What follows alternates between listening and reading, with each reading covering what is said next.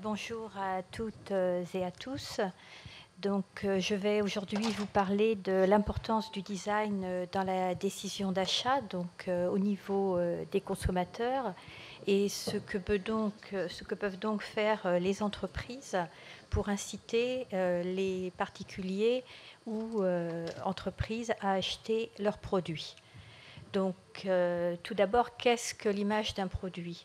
Alors, j'ai ici deux exemples d'entreprises qui travaillent leur communication autour de la marque et sont très emblématiques. Néanmoins, il est certain que beaucoup de produits qui nous entourent n'ont absolument aucune identité et ne ressemblent à rien. Donc, il va falloir faire intervenir un designer pour pouvoir trouver un juste milieu entre un produit designé, peut-être pas trop travaillé, et un produit qui n'a pas du tout d'identité. Donc le rôle du designer dans une entreprise, indépendant ou intégré, va être de trouver le curseur entre la non-identité et le trop d'identité. Il est des secteurs aujourd'hui où le design s'impose et nous semble évident. Donc j'ai ici trois exemples. C'est le produit de consommation de base pour lequel le choix sera en partie effectué suite à l'identification que l'on peut avoir au produit, il va plaire, donc on va décider de l'acheter. Il est également important de préciser que dans tout ce qui concerne le mobilier, l'équipement de la maison, le design a aujourd'hui une place incontestable et que l'on ne peut envisager qu'un nouveau produit soit commercialisé sans qu'un designer ait travaillé sur différents aspects du mobilier.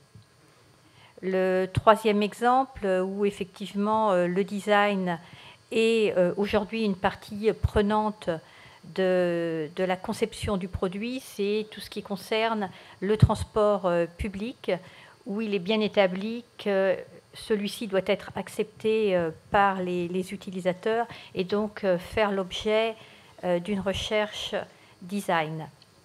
Néanmoins, il existe un certain nombre de produits où l'on peut s'interroger quant à la pertinence d'effectuer ces études design.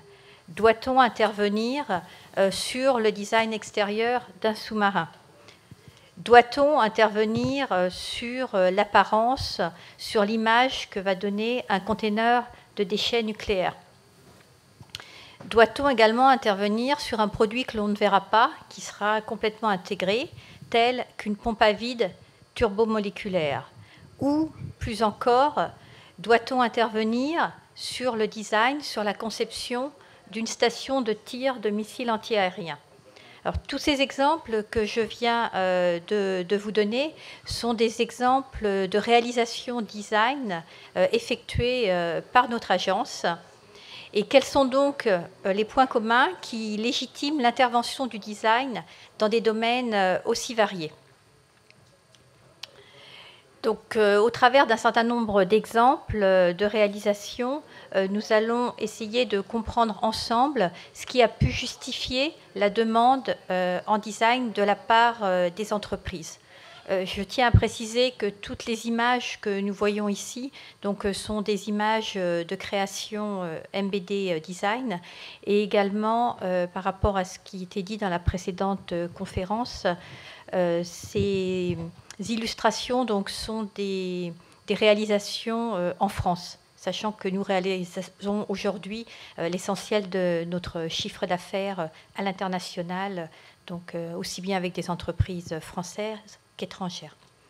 Donc, est-ce un besoin de reconnaissance qui va amener une entreprise telle que DCNS, pour ne pas la citer, à faire appel à une agence de design pour travailler sur l'identité de ces nouvelles frégates ou corvettes pour permettre que celles-ci soient immédiatement reconnues? Est-ce un problème de valorisation qui va amener une entreprise telle qu'Areva à contacter une agence de design pour travailler sur la mise en valeur, sur la perception que pourra donner un emballage de déchets nucléaires? Cet emballage n'étant pas vu du grand public, puisqu'il sert à transporter les déchets nucléaires du lieu de production jusqu'à son lieu de retraitement. Et l'objectif de l'étude ici était de travailler dans le détail pour parler de la qualité du produit, mais surtout pour induire une notion de sécurité qui permettra à l'entreprise de commercialiser son produit et donc de développer ses ventes. Est-ce un problème d'expression visuelle qui va amener une entreprise telle que Thales à faire appel à une agence de design industriel pour travailler sur l'apparence extérieure et l'aménagement intérieur d'une station radar? Veut-on donner à cette station une apparence pacifique ou cherche-t-on plutôt à la rendre dissuasive ou, pourquoi pas, agressive? Ce sont toutes ces possibilités qu'une agence de design peut proposer à l'industriel afin de lui permettre de commercialiser son produit ou son savoir-faire auprès d'un plus grand nombre de clients. Est-ce un problème de bureau ou simplement d'ergonomie qui va amener une entreprise à faire appel à une agence de design pour organiser l'espace? Ou peut-être sont-ce des problèmes d'accès à l'information, d'organisation ergonomique qui vont amener des études afin de pouvoir organiser le bureau, l'accès aux différentes commandes, le confort que va ressentir l'usager sur son lieu de travail? Ou peut-être est-ce un besoin en matière de communication, notamment en situation critique, qui va amener des grands groupes à faire appel à des agences de design pour organiser un espace de communication efficace et optimal lorsque le délai est primordial. Et c'est d'ailleurs peut-être ce qu'il faudrait envisager de travailler en situation difficile. D'autres entreprises peuvent être amenées également à faire appel à une agence de design lorsqu'elles veulent mettre en avant une rupture technologique.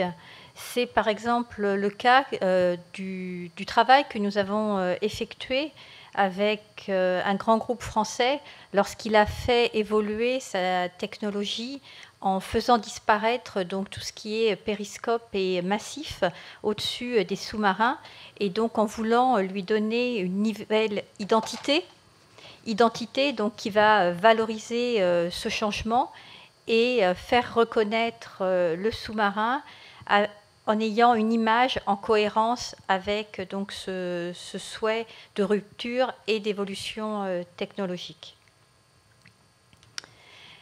Le choix de l'entreprise peut être également de rechercher un bel objet que l'on ne verra pas forcément, mais qui contribuera à l'image de marque qui va être donnée, qui pourra également induire la confiance que le produit reflètera dans ces différents lieux d'utilisation, ou permettre aux produits développés de s'orienter vers une technologie, vers l'innovation qui donneront confiance aux utilisateurs. En conclusion, nous avons listé un certain nombre de tendances qui nous semblent être celles qui incitent les entreprises à rechercher le design afin de pouvoir développer la commercialisation de leurs produits. Donc, bien sûr, en tout premier lieu, le coup de cœur qui fait que l'utilisateur va acheter et choisir un produit plutôt qu'un autre. Le design va également permettre de rendre un produit adaptable à des consommateurs. Nous sommes ici sur l'exemple d'un bureau nomade qui va donc s'adapter au niveau des dimensions et de l'éclairage à tout utilisateur. Donc une décision d'achat qui est faite au regard de l'analyse potentielle du produit. Dans les transports publics, secteur où notre agence est leader, le design est assurément une source d'inspiration ou à l'origine du choix que vont faire une partie des utilisateurs pour prendre les transports publics et délaisser donc les véhicules individuels. On s'identifie à son tramway, au tramway de sa ville, Marseille ici en l'occurrence, et on va être davantage incité à utiliser les transports pour se rendre, par exemple, sur son lieu de travail. Le design semble également s'imposer dans les décisions d'achat pour mettre en avant la performance du produit. Nous pensons également que le design est important donc dans les situations parfois difficiles et pas forcément vues de l'extérieur, mais qui vont amener des entreprises à rechercher la performance. Le design s'impose également donc pour valoriser la haute technologie.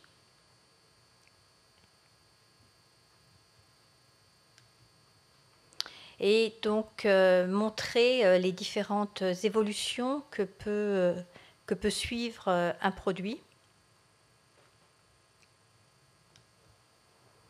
Et enfin, donc, affirmer l'identité de l'entreprise donc au travers du design de sa nouvelle gamme.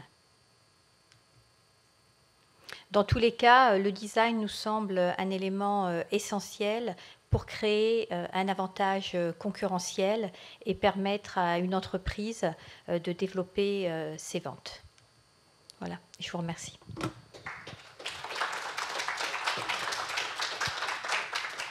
Merci Madame Flamand. Alors on va commencer par les questions à Paris. Donc n'hésitez pas si vous avez des questions à poser. Oui, bonjour. Je me demandais si la façon dont vos clients venaient vers vous était toujours très claire. Est-ce que finalement leur demande était pour eux déjà claire dans leur tête? Ou est-ce qu'ils se disaient juste, bon, j'ai peut-être besoin d'un design, j'ai entendu parler du design, il faut aujourd'hui faire du design, mais finalement je ne sais pas forcément ce que ça peut m'apporter? Oui, alors on a effectivement des entreprises qui vont chercher à développer un nouveau produit sans pour autant savoir comment le mettre en forme. Donc notre rôle à nous va être effectivement de leur proposer différentes pistes, d'essayer d'entendre leurs attentes, de façon à pouvoir essayer de mettre en forme, de créer l'image d'un produit qu'ils n'ont pas forcément complètement imaginé. Et là, c'est très clairement le rôle du designer extérieur qui va apporter des tendances nouvelles. Et je dirais aussi qu'un rôle que l'on développe de plus en plus, c'est notre rôle d'intermédiaire entre des clients étrangers et une entreprise fabricant. Nous avons très très souvent été appelés par des fabricants asiatiques, par exemple, pour essayer de trouver le juste milieu entre ce que leurs clients moyen-orientaux, par exemple, ou sud-américains pouvaient attendre et ce qu'eux ont la capacité de fabriquer en termes de délai et de prix par rapport à un contrat qu'ils ont déjà. Donc là, le rôle du designer va vraiment être d'essayer de trouver le juste milieu qui n'est pas formalisé au départ. Donc on est vraiment dans la proposition, dans la création, pour essayer de mettre en forme ce qui n'est pas forcément très clair dans la tête de notre client. Oui. Une sorte de traducteur aussi. Un petit peu, oui, ouais. Tout à fait, de traducteur, d'intermédiaire, oui, de juste milieu. on va dire. Mais je crois que de plus en plus d'entreprises se rendent compte qu'effectivement, il est important de pouvoir personnaliser son produit et éventuellement de le décliner, de pouvoir le décliner auprès de différents clients. Ce que l'on voit de plus en plus, c'est qu'on nous demande sur une proposition finalisée de présenter différentes alternatives un petit peu personnalisées en fait en fonction de différents clients que pourrait avoir l'entreprise. Et on nous demande aussi de plus en plus maintenant de réaliser non seulement des maquettes, mais aussi des petites animations. C'est quelque chose qui est devenu très, très tendance, de façon vraiment à pouvoir essayer d'imaginer le produit et savoir s'il va correspondre à l'attente du client, oui, sans avoir à le fabriquer. Merci. Est-ce qu'il y a d'autres questions? N'hésitez pas. Non? Alors on va passer à Saint-Étienne, Laurent ou Pierre, s'il y a des questions de votre côté.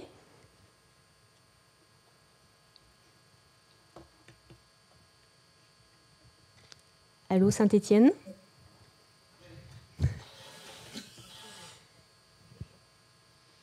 Laurent, Saint-Étienne, vous avez des questions? Pas de questions dans notre assistance. Alors, si vous voulez rajouter un petit mot, Madame Flamand, n'hésitez pas.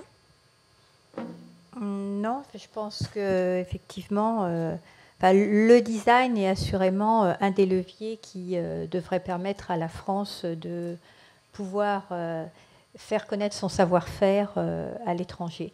Je peux dire également pour nous qui réalisons près de 80% de notre chiffre d'affaires à l'international, on se rend compte que dans de nombreux pays, on est très très peu confronté à des concurrents locaux. Et je pense qu'on a un savoir-faire en France et en Europe qui vaut à être exporté, et y compris pour des toutes petites structures. Chez MBD, nous ne sommes que 8, mais je crois qu'il ne faut pas avoir peur d'aller à l'international, d'accompagner des entreprises françaises vers l'international, parce qu'on peut y arriver et on a vraiment un savoir-faire unique en France. Voilà. Eh bien, merci.